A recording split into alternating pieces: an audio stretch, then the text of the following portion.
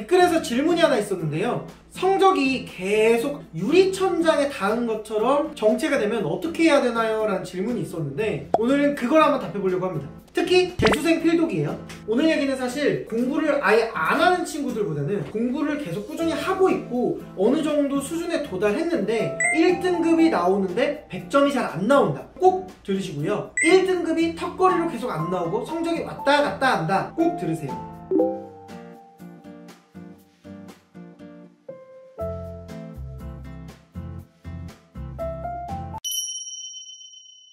일단 저도 공부를 처음부터 잘했던 케이스는 아니에요. 고등학교 2학년에 뭐 2등급, 3등급을 계속 받으면서 내가 공부를 꾸준히 하고 있는데도 성적이 계속 떨어지는 데에서 좀 회의감을 느끼고 공부를 처음부터 다시 했고요. 현역 시절에는 1등급은 계속 나오지만 100점을 잘 맞지 못했거든요. 근데 어떤 계기 이후로 재수 때는 100점을 계속 맞았어요. 그런 경험을 토대로 말씀드릴게요.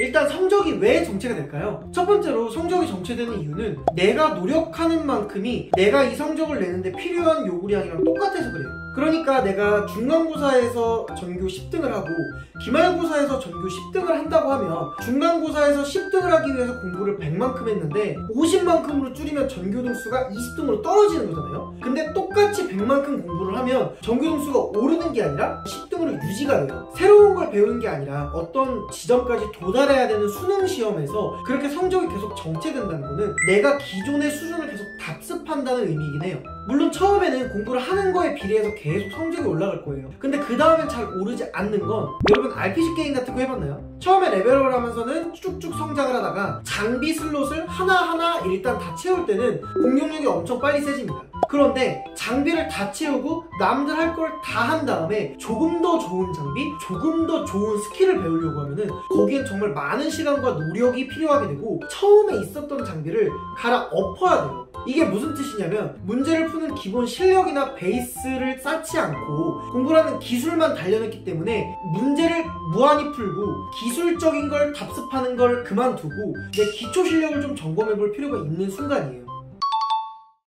계속 92점, 93점은 나오는데 100점이 안 나오는 거예요. 그때 특징이 뭐였냐면 문제를 딱 봤을 때 풀이 과정이 뭔가 착착착 되면은 습관적으로 풀리는데 딱 봤는데 머릿속이 하얗다. 그럼 끝까지 못 풀어요. 계속 뭔가 쓰다가 우연하게 딱 얻어 걸려서 푸는 게 아니라고 하면 결국 못 풀더라고요. 이럴 때 처음부터 다시 했어요. 이때 중요했던 게 저한테는 교과서고 그리고 완자 같은 거 있죠? 완전 기본 자습서입니다. 그래서 공식의 의미를 처음부터 다시 생각해봤어요. 이 공식은 이 조건이 있을 때 이 조건을 이어주는 도구네 라는 걸 머릿속에 게슈탈트 붕괴라고 하죠. 그런 붕괴 과정을 겪으면서 새로 재정립을 했어요. 그래서 문제가 딱 주어졌을 때 아 이거네 라고 습관처럼 푸는 게 아니라 문제에서 주어진 게 뭐 교집합인데 여기서 구하라는 게 오형이니까 혹은 문제에서 주어진 게 함수 두 개인데 이 함수를 통해서 구하라고 한 게 근사값이니까 이거랑 이거를 이어주는 공식이 뭐가 있지? 라는 걸 구조화해서 풀기 시작하니까 모르는 문제를 처음에 딱 받았을 때 처음에 머릿속에 하얘도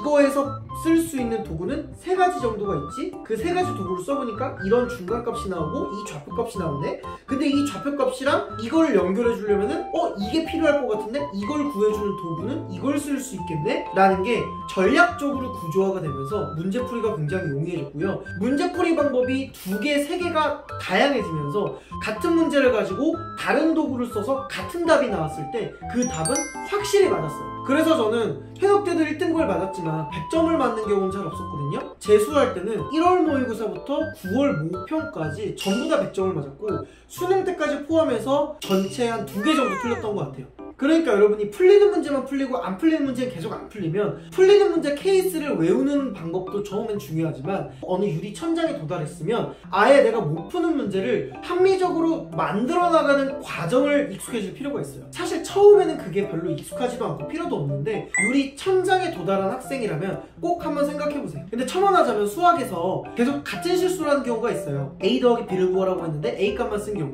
더하라고 했는데 빼는 경우, 아니면 마지막에 2분의 1을 해줘야 되는데 2분의 1을 까먹는 경우, 그냥 실수했네 아쉽다 다음에 이러지 말아야지 라고 넘어가지 말고요. 2번 이상 실수를 했으면 수학 책 앞에다가 적어놨어요. 저는 문제에서 구하라는 값이 뭔지 동그라미 한번 쳐보기. 마지막에 2분의 1을 해줘야 되는 경우에는 문제 옆에다가 2분의 1을 쓰고 동그라미 치기. x값이 3으로 답이 3이 나왔는데 3이 보기 2번이었던 거예요. 근데 3번을 고르는 실수를 제가 되게 많이 했거든요. 그래서 번호랑 숫자랑 밑줄을 치면서 한번 읽기, 이런 식으로 제 안에 구조화되는 습관을 만들었고요. 그 습관 노트를 1번부터 한 13번까지 제가 있었는데 시험 보기 전에 1번부터 13번을 꼭 읽어보고 시험을 봤어요. 그렇게 두 가지 방법을 통해서 저는 수학 시험이라는 거에 어떤 득의 같은 걸 했던 느낌이 있었던 것 같아요.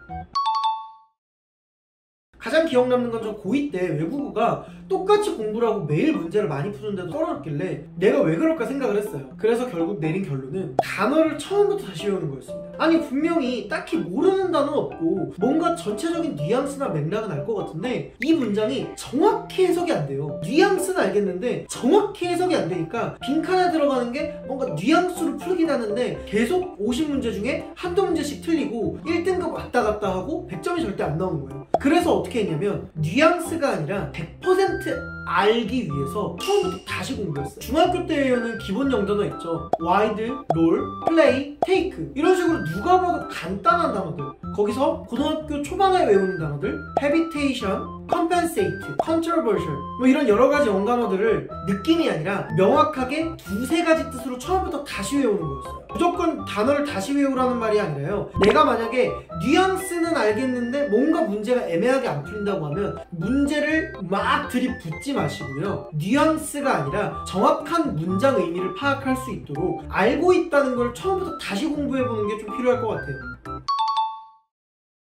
언어 영역 같은 경우는 조금 물량전이 좀 필요하다고 생각을 해요. 특히 92점, 93점에서 계속 왔다 갔다 하는 친구들 같은 경우는 물량으로 계속 어느 정도 쏟아붓되 전제가 하나 필요해요. 질 좋은 문제여야 하고요. 별표를 쳤거나 내가 헷갈렸거나 틀렸던 문제에 한해서 여기에 이런 부분이 있었으니까 이거였네, 아쉽다 하고 넘어가지 마시고요. 내가 이러한 경우에 화자 뭐 이거고 문제에서 이거고 이거를 파악하기 위해서 구조화할 수 있는 습관을 한번 만들어 보세요. 저 같은 경우는 하지만 뭐뭐는 이런 중요한 조사에 세모표를 치는 습관을 만들기도 했고요. 그리고 나, 너, 내 라고 하는 주어들 1인칭, 2인칭 화자의 대명사에 동그라미 치는 습관을 만들었거나, 그리고 아는 것, 옳은 것을 고를 때 안타, 옳다를 굳이 컴퓨터용 사인펜으로 동그라미를 친 다음에 샤프로 푼다던가, 이런 식으로 내가 실수하거나 헷갈렸던 부분, 그리고 이거를 동그라미 치고 파악하는 습관을 들였으면 이걸 맞출 수 있었을 텐데 라는 구조화하는 걸 만들었어요. 그렇게 했더니 수능 때 물론 100점은 못 맞았지만 꽤나 안정적으로 성적이 나왔던 것 같아요. 어쨌든 종합적으로 얘기하면 두 가지 방식입니다. 첫 번째는 초심을 찾아서 내가 알았다고 생각하는 걸 아예 뒤엎고 처음부터 다시 공부하는 거, 뉘앙스가 아니라 정확하게 아는 것과, 두 번째는 내가 계속 모르고 어려워하는 부분에서 내가 이러한 규칙을 만들면 다음엔 이걸 맞출 수 있었겠다라는 핵심적인 규칙을 만들어 보는 거예요. 그리고 그 규칙을 공부하기 전에 혹은 시험 보기 전에 노트 앞에다가 써놓으세요. 어떻게 보면 오답 노트나 실수 노트 비슷한 개념일 수 있어요. 오늘 말씀드리는 것들이 이걸 보시는 여러분들한테 전부 도움이 안 될 수 있어요. 하지만 제가 말하는 것들을 기본으로 해서 따올 건 따오고 버릴 걸 버려서 여러분들이 공부를 하는데 조금이라도 도움이 되고 그 유리천장을 뚫을 수 있는 계기가 되면 정말 좋겠습니다. 도움이 되셨다면 구독과 좋아요 눌러주세요. 안녕.